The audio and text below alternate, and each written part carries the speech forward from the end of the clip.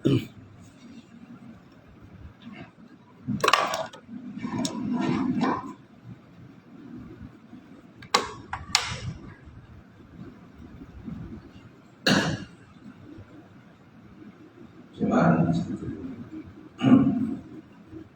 insyaAllah kita mulakan kelas kita pagi ini dengan sama baca kitab ila hadratin Nabi Muhammad Mustafa Rasulullah sallallahu alaihi wasallam wa ala alihi kiram ashabu kiram syarihul Fatihah. A'udzu billahi minasy syaithanir rajim.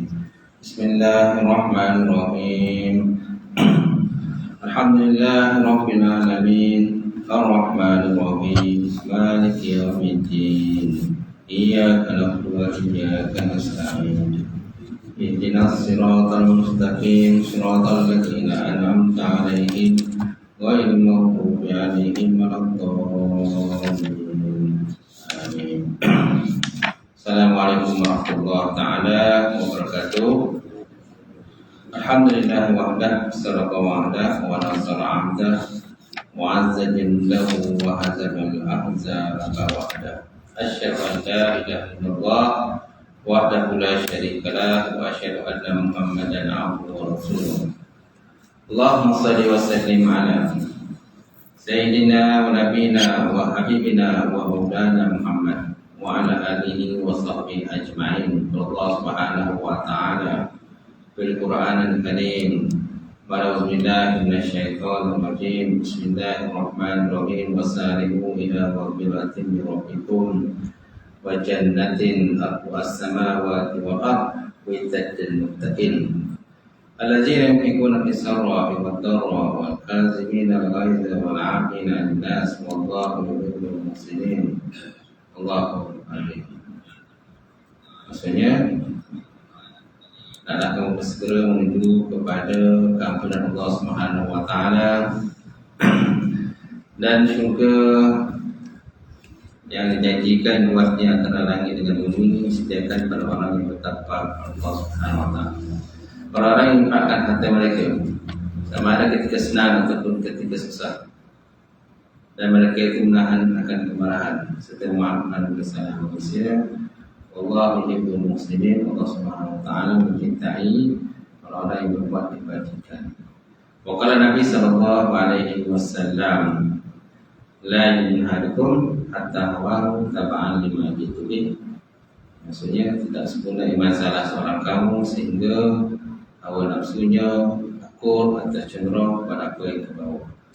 Nawaitu ta'alam wa ta'lim wa tazakkur wa tazkir wa naf'a wa ntiba wa ibadah istifadah wal hasa 'ala tamassuki bi kitabillah wa sunnati rasulih wa du'a ila al-huda wa dalalata ila al-hayri ibtigha'a wajhillah wa mardatihi wa nubihi wa sawabi subhanahu wa ta'ala.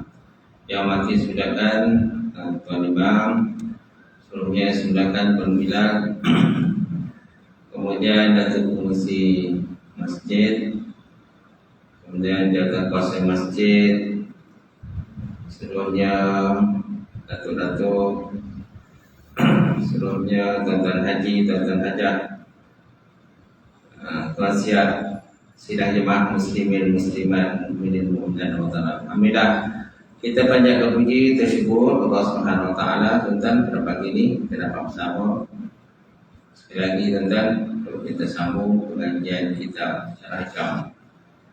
Masih lagi perbincangan bab pendirian orang arif terhadap sikap manusia, betul kan? Untuk surat 453, betul tak? Baris Sidara ilmu, betul tak? Baik.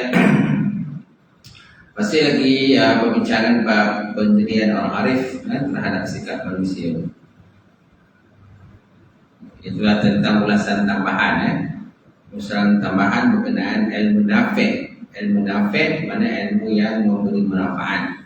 Ini kata sebut dalam kata-kata Syekh Maqtailah tu, al-ilmu nafi' wa allazi yanbasitu fis sadra syu'a'u wa yankashifu bihi 'anil qalbi ghida'u.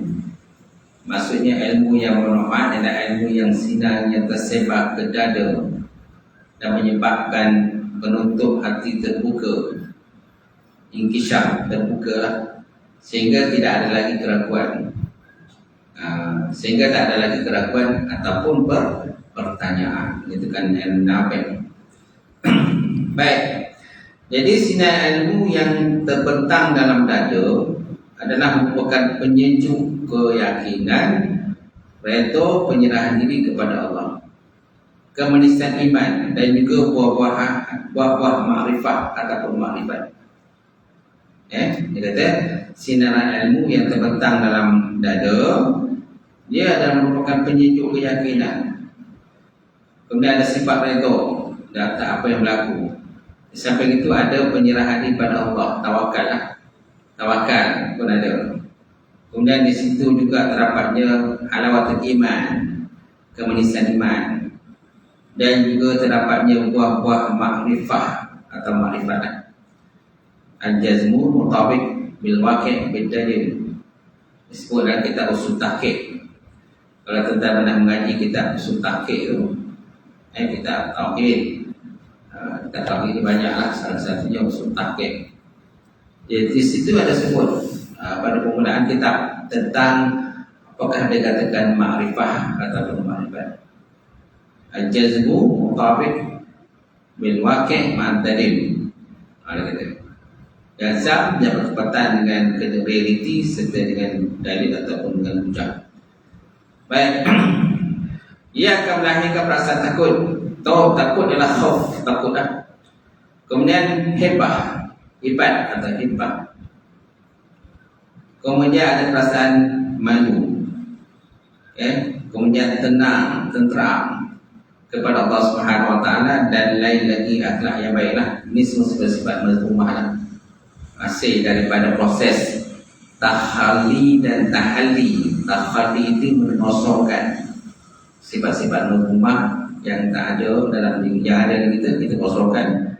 Kemudian kita masukkan tahalli, sifat-sifat yang baik dalam diri kita. Kemudian penutup hati yang berjaya dibuang dari pada hati ialah kelalaian. Kelalaian ini adalah merupakan ibaratnya pada penutup hati lah. Jadi bila penutup hati itu berjaya dibuang, jadi tak adalah sifat lalai lagi. Tak ada sifat lalai lagi. Sebab kelalaian ialah antaranya redha pada nafsu.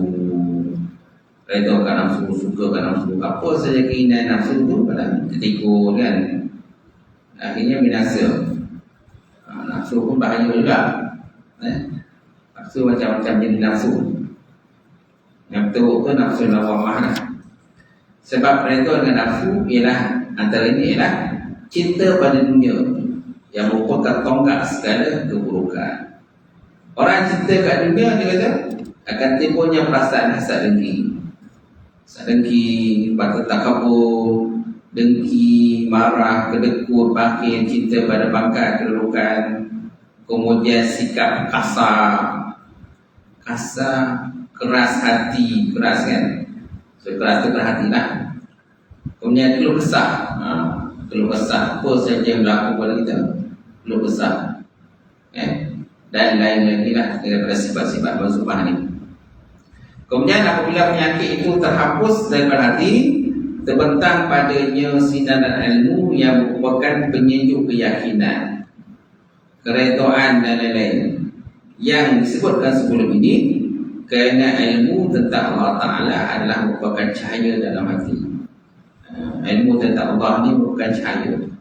Sebabnya kalau nak dapatkan keterangan hati, tentulah mesti mendalam ilmu kita lah. Mendalam ilmu kita tentang zat Allah Subhanahu Wa Taala, tentang sifat-sifat kamalan yang ada pada Allah Ta'ala, sifat-sifat ta'aluk yang ada pada Allah Ta'ala, sifat-sifat istighna, istiqam. Kalau kita mengaji sifat 20 kan, kita akan jumpa sifat nafsiyah, sifat syariah, sifat ma'ani, sifat manawiyah. Apa lagi? Kemudian sifat istighna, sifat idrak. Idrak ni hilanglah Kemudian sifat takwin pun tidak ulama.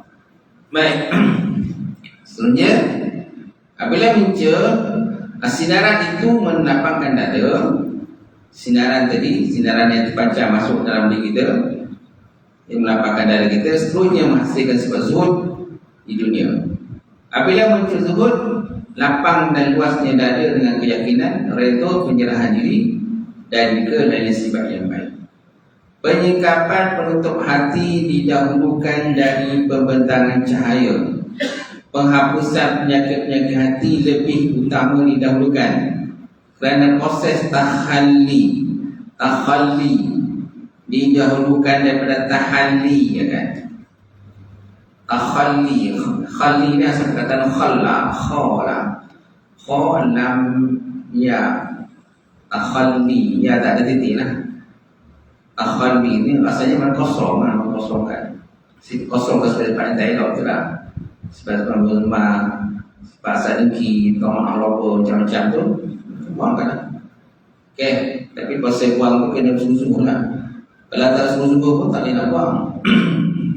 Kan ada sebahagian sifat yang merumah dibuang, ada yang masih bersarang lagi. Itu yang bahaya tu.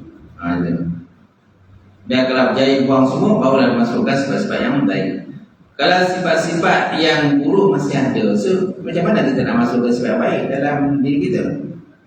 Dia mesti dikosongkan dahulu sifat yang buruk tu, baru boleh masuk sifat yang baik. Betul kan? Sifat yang buruk masih ada bersarang kat situ. Macam mana kita nak sifat? Jadi dah menentang lah. Bertembung lah sifat baik dengan sifat yang tak baik.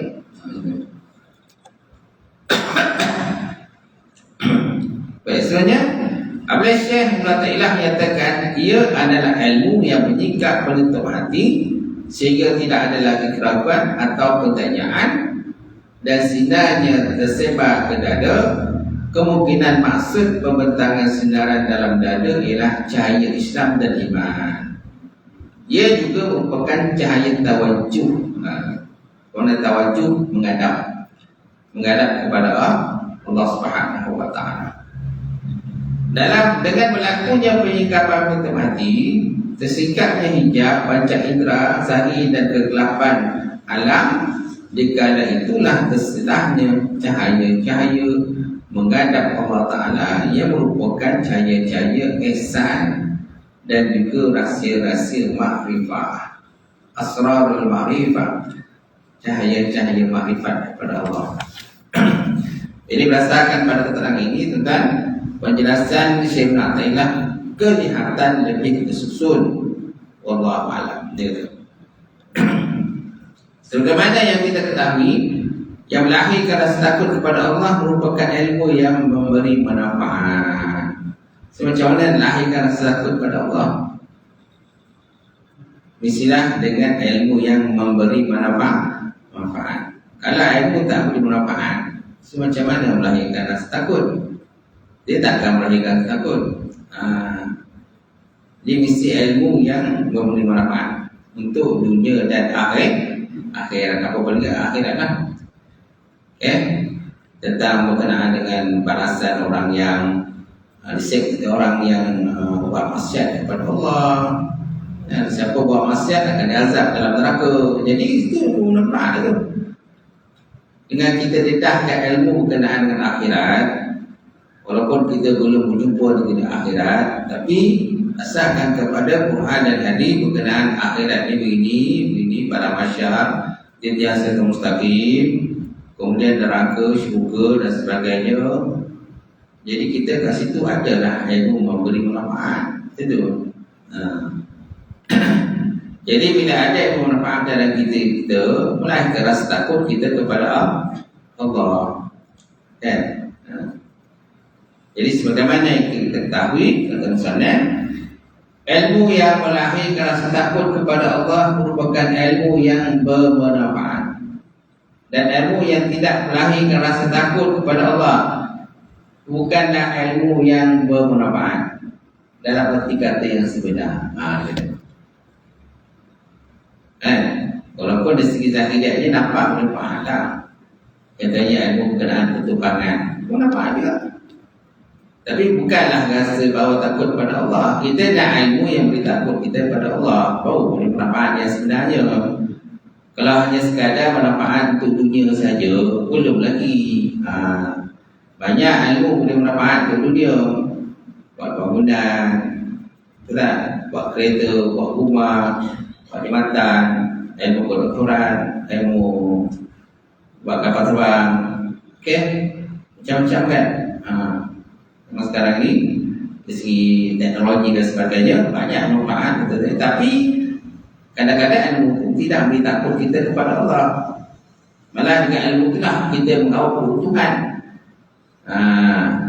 Dengan ilmu kepakaran yang kita ada, kita mengawal Tuhan, menambahkan harta kita dan sebagainya. Tapi dia tak mau takut kepada Allah. Betul?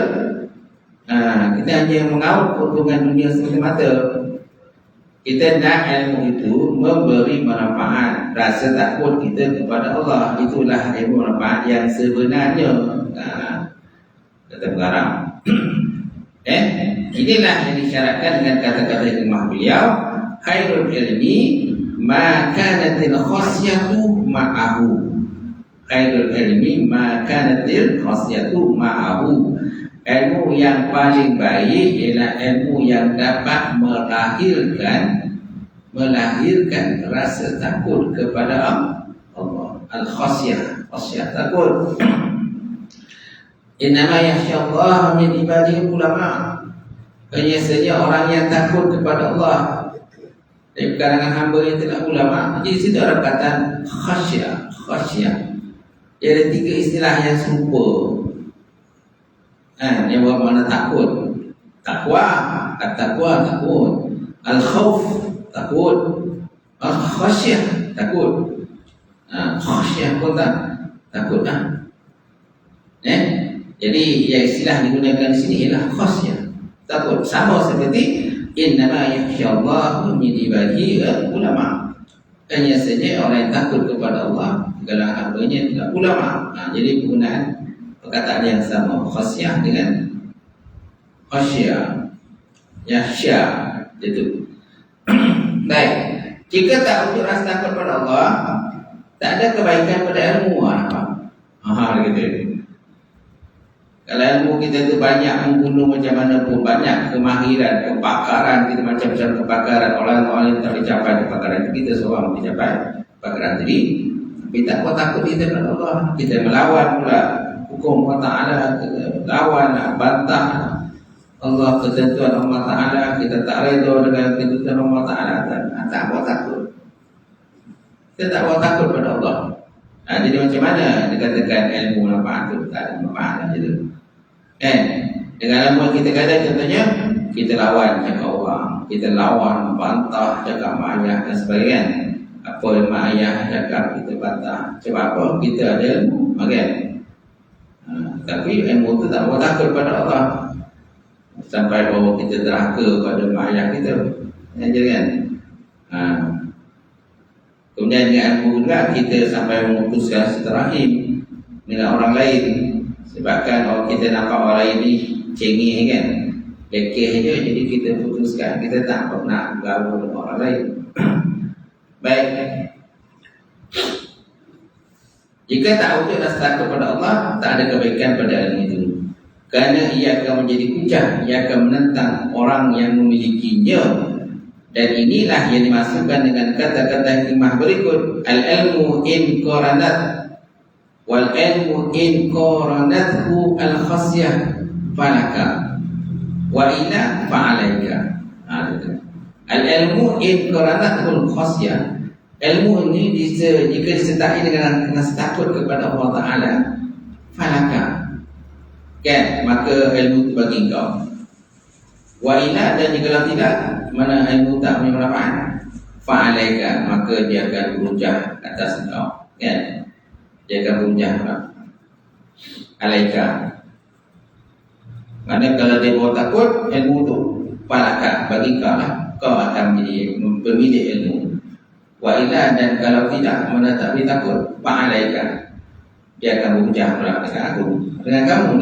Dia akan berujar, berdebat lah, kan? Dia akan berdebat dengan kamu pula. Fa'alaika. Saya mana Ibn Ajibah. Ibn Ajibah maksudnya anak ajib. Okay.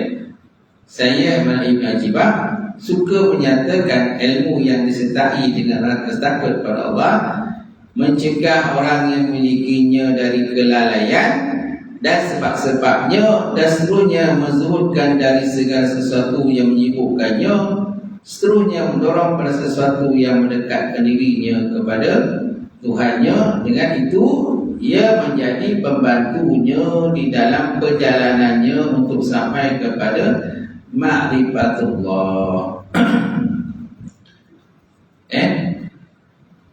Ibn Ajibah suka menyatakan ilmu yang disertai dengan rasa takut, mencegah orang yang memilikinya daripada kelalaian dan sebab-sebabnya, dan seterusnya menzuhudkan dari segala sesuatu yang menyibukkannya, seterusnya mendorongnya dari segala sesuatu yang menyibukkannya, seterusnya mendorongnya kepada sesuatu yang mendekatkan dirinya kepada Allah. Dengan itu dia menjadi pembantu. Jadi pembantulah di dalam perjalanannya untuk sampai kepada ma'rifatullah dan berasa dan berada dekat dengan halaman keredaan Allah Ta'ala. Itu misi adalah itu sebabnya kena misi rasa takut. Misi sangat sedih. Susah nak rasa takut. Oh, masukkan rasa takut. Walaupun tak rasa takut pun masukkan. Cuba masukkan. Walaupun kadang-kadang ilmu itu tampak punya je, tapi misi membawa menjerumus rasa takut pada Allah. Cuba kaitkanlah. Ilmu itu kadang ilmu berkenaan teknologi, contohnya. Ilmu berkenaan dengan kedoktoran, ilmu berkenaan dengan pertukangan. Walaupun ilmu itu dalam konteks dunia, cuba kaitkanlah dengan rasa takut pada Allah. Kan? Cuba kaitkan. Antaranya ialah kita dapat ilmu itu hasil daripada anugerah Allah. Allah Ta'ala bagi pinjam ilmu, kemahiran, kepakaran. Betul tak? Terkaitlah. Walaupun ilmu itu tak punya je. Cuba. Seterusnya, sekiranya tidak sertai dengan takut kepada Allah, ilmu tersebut akan membuka menjadi kecelakaan kepadanya. Kenapa? Dia akan celaka, kerana dia akan menjadi hujah yang akan menyerang orang yang memilikinya, kerana maksiat yang dilakukan dalam keadaan mengetahui kedudukan maksiat tersebut adalah lebih jelek berbanding maksiat dilakukan dalam keadaan jahil. Dia tahu benda itu salah tapi masih buat. Hasil daripada ilmu yang dia belajar, kepakaran yang dia belajar, dia tahu benda itu salah. Contohnya ambil rasuah, kan salah, tapi dia masih buat. Kan? Rasuah salah, menipu orang salah, fitnah orang salah, tapi masih buat lagi. Nampak?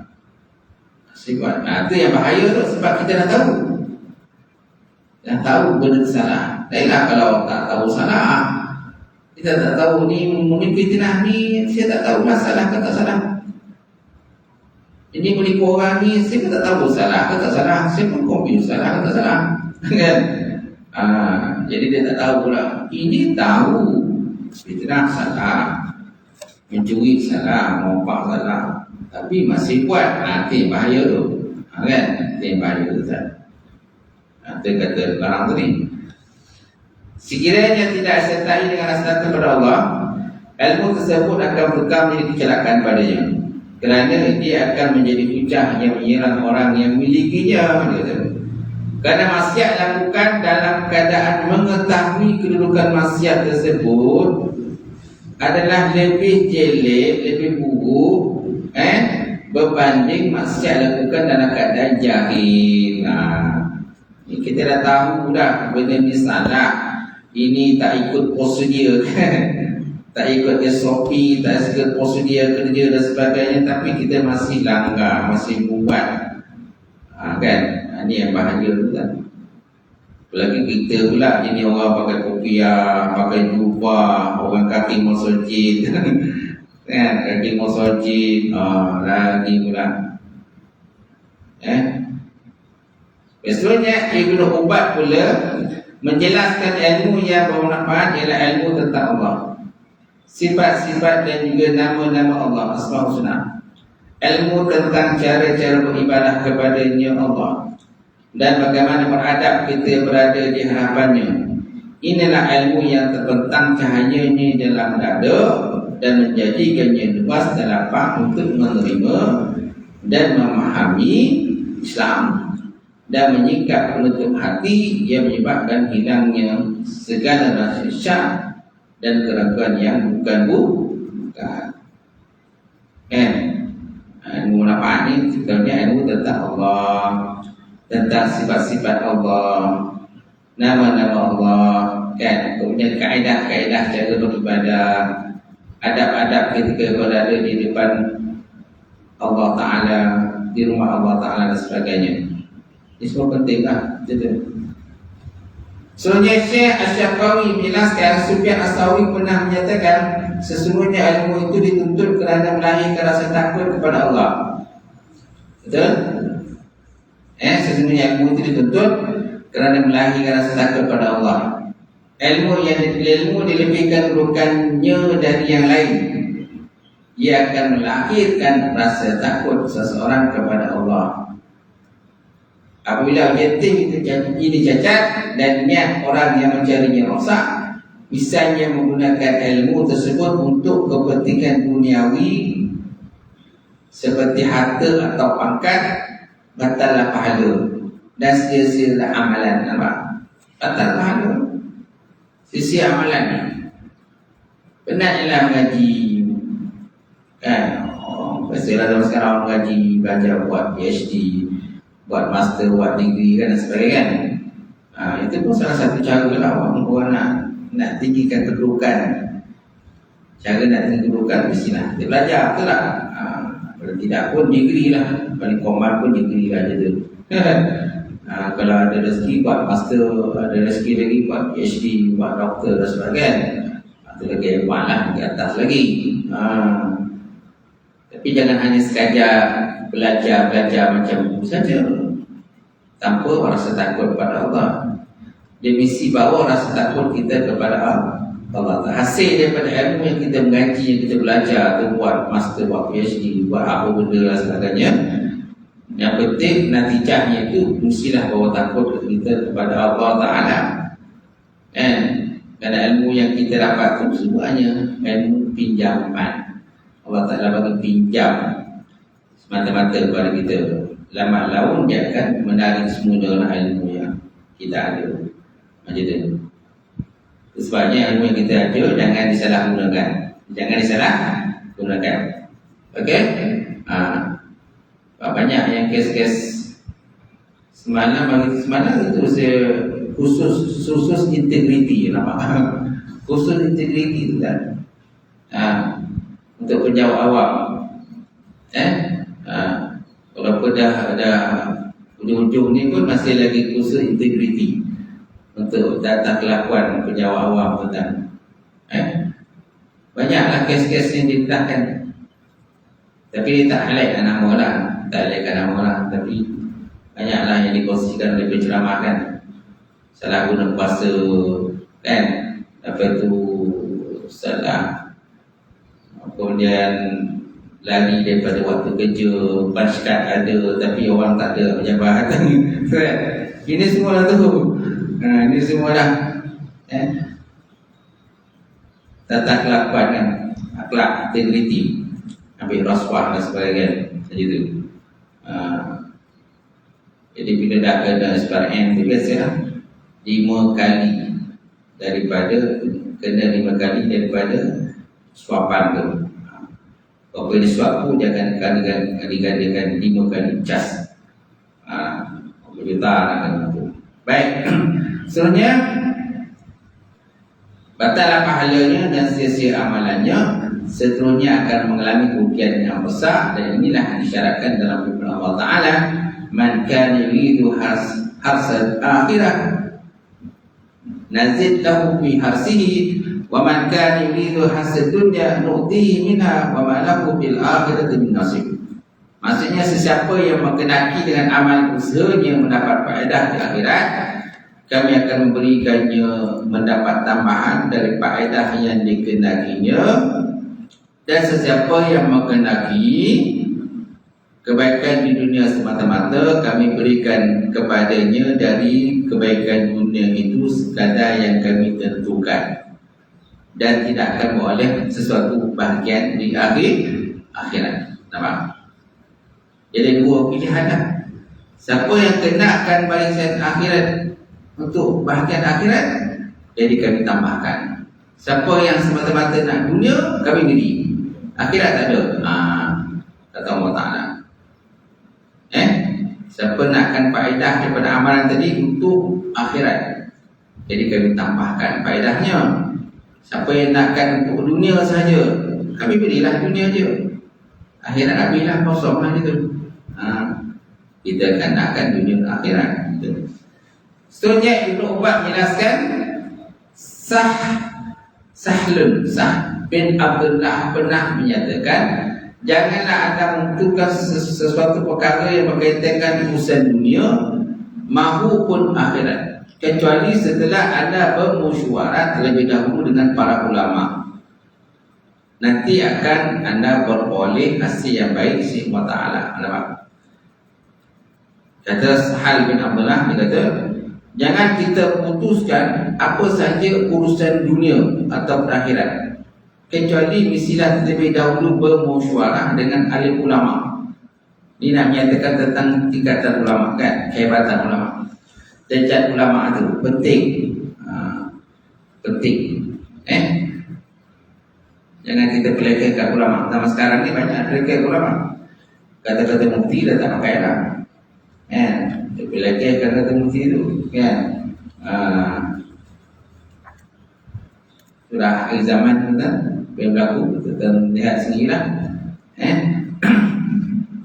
Jadi janganlah anda memutuskan satu perkara berkaitan dengan urusan dunia maupun akhirat, kecuali setelah anda bermusyawarah terdahulu dengan para ulama.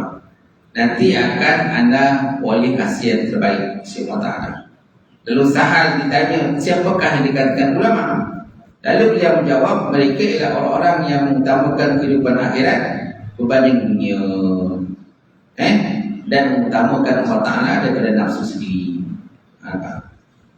Mereka lebih cenderung pada akhirat berbanding dunia, dan lebih mengutamakan Allah daripada nafsu. Umar Ibn Khattab pernah menyatakan, bermusyawarahlah dengan orang-orang yang takut pada Allah. Kalau kita tidak bermusyawarah dengan orang-orang takut kepada Allah Ta'ala. Jangan musyawarah dengan orang yang tak takut kepada Allah. Jangan bermusyawarah dengan orang yang suka melawan Allah Ta'ala. Jangan bermusyawarah dengan orang yang tak sembahyang. Yang jenis orang tak sembahyang ni, dia tak sembahyang, macam mana takut kepada Allah? Betul kan? Carilah kawan yang baik, orang yang bagus akhlak dan sebagainya, supaya kita pun dapat berkongsi kebaikan yang dia ada. Takut yang dia ada itu dapat dikongsi kepada kita juga. Kita juga dapat menumpang perasaan takut dia kepada Allah. Kalau kita bercampur gaul dengan orang yang tidak takut pada Allah, orang yang engkar, orang yang yang tak sembahyang ni, memang dia tak takut pada Allah. Apa nak takut dia? Tak sembahyang pun okey je, biasa je kata. Jadi tak guna kita bermusyawarah dengan orang macam tu. Carilah orang yang akhlak yang baik, kan? Kemudian Al-Khattab pernah menyatakan bermusyawarah dengan orang yang takut kepada Allah. Al-Wasiti pula menyatakan manusia yang paling belas kasihan ialah para ulama. Manusia yang paling belas kasihan ialah para ulama, kerana takut mereka pada Allah dan lembutnya mereka dengan sesuatu yang diajar Allah Ta'ala pada mereka. Dalam kitab At-Tanwir, ketika mengulas hadis Nabi SAW, Allah Subhanahu Wa Ta'ala menjaga rezeki orang yang mencari ilmu. Allah Ta'ala jaga rezeki orang cari ilmu. Carilah ilmu. Walaupun dah pencen pun cari ilmu lah. Kalau muda-muda cari ilmu tu tak dibaliklah. Muda-muda kan belum kahwin lagi cari ilmu. Syekh Ibn Athaillah menyatakan ilmu yang tersebut ulang kali dalam Alkitab dan As-Sunnah ialah ilmu yang bermanfaat yang disertai dengan rasa takut pada Allah. Firman Allah Ta'ala Al-Quran, innama yakhsyallaha min ibadihi al-ulama. Surah Al-Fatih ayat 28. Innama yakhsyallaha, sesungguhnya yang takut pada Allah daripada kalangan hamba-hambanya ialah di kalangan ulama. Dalam ayat ini Allah Ta'ala menjelaskan rasa takut sentiasa bersama dengan ilmu. Dalam ayat ini Allah Ta'ala menjelaskan rasa takut sentiasa bersama dengan ilmu. So ilmu penting kan? Jadi tak ada ilmu dan pokok-pokokkan mesti ilmu dululah. Cuma ilmu tu ada ilmu dunia akhirat sebagainya, tapi yang penting pokok pangkalnya ilmu dulu. Tanpa ilmu macam mana boleh bawa takut kepada Allah kan? Mesti basic ilmu dulu. Dapat dipahami dari kenyataan ini, ulama ini orang yang takut pada Allah. Itu juga firman Allah Ta'ala, qala allazina utu wal ladzina utul ilma, orang-orang yang diberikan ilmu. Surah An-Nahl ayat 7. Dan Allah Ta'ala sebut warasihuna fil ilmi. Surah Al-Imran, warasihuna fil ilmi, dan orang yang mendalam ilmunya. Dan Allah Ta'ala firman Al-Quran lagi, wa qur rabbi zidni ilma, wa qur rabbi zidni ilma, dan katakanlah wahai Tuhanku, tambahkan kepadaku ilmu. Benar sabda Nabi SAW, sesungguhnya para malaikat meletakkan sayapnya pada buta ilmu. Kemudian sabda Nabi lagi, sesungguhnya para ulama ialah pewaris para nabi. Innal ulama warasatul anbiya. Kemudian sabda Nabi, sumber rezeki penuntut ilmu dijamin Allah Ta'ala. Rezeki dijamin bagi orang yang menuntut ilmu. Carilah ilmu.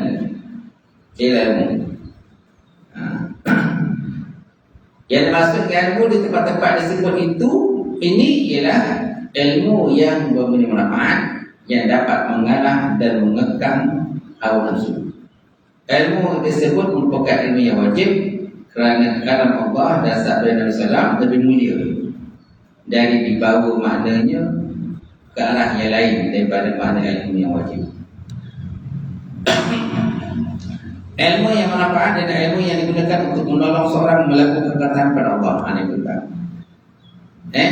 Ilmu manfaat ialah ilmu yang digunakan untuk menolong seseorang melakukan taat pada Allah, melahirkan rasa takut pada Allah, dan membuatnya sentiasa memelihara batas-batas Allah. Ini betul maksudnya ilmu manfaat. Maknanya dengan ilmu tadi kita dapat bagi nasihat kawan kita, sahabat-sahabat kita yang terlupa, terlalai dan sebagainya, sehingga dia akhirnya taat pada Allah. Daripada dia tak taat, terus taat pada Allah. Okey, ilmu yang bermanfaat ialah ilmu yang digunakan untuk menolong, menolong seseorang melakukan taat pada Allah, melahirkan rasa takut pada Allah, membuatkan anda sentiasa melihara batas-batas Allah ataupun hukum Allah Ta'ala. Itulah ilmu mengenal Allah. Termasuk dalam ilmu yang manfaat ialah ilmu tentang Allah, ilmu tentang apa yang diperintahkan Allah Ta'ala, ilmu tentang apa yang diperintahkan Allah Ta'ala. Apabila dia dipelajari kerana Allah, yang kita belajar itu pun kerana Allah. Itu ilmu yang meraihkan rasa takut Allah ialah ilmu manfaat, kerana dia dapat mengambil manfaat daripadanya dalam usaha dunia dan juga akhirat anda. Dan ilmu tersebut adalah ilmu yang telah kami sebutkan di atas. Ilmu yang tidak menyebabkan rasa takut Allah bukanlah ilmu yang bermanfaat, kerana dia akan menggarakkan dunia dan juga akhirat. Dia akan menggarak pada dunia dan akhirat kita. Inilah perbezaan antara ilmu akhirat dan ilmu dunia. Ulama akhirat sentiasa takut dan gerut pada Allah, manakala ulama dunia merasa aman dan sombong dengan Allah. Itu beza. Ulama dunia akhirat. Ulama dunia dia rasa aman dia tenang dia. Tapi dia sombong lah Allah Ta'ala. Lawan Allah Ta'ala itu. Dia mempelekehkan hukum Allah Ta'ala. Para ulama juga telah menjelaskan hal keadaan dua golongan ini. Mereka telah menjelaskan sifat-sifat dan tanda-tandanya. Okey tak? Wallahu a'lam bissawab. Sampai situ lah. Mereka membicarakannya secara panjang lebar. Panjang. Ada lagi tu, belakang-belakang lagi. Wallahu a'lam. Ada soalan tak? Tuan-tuan? Saya tutup.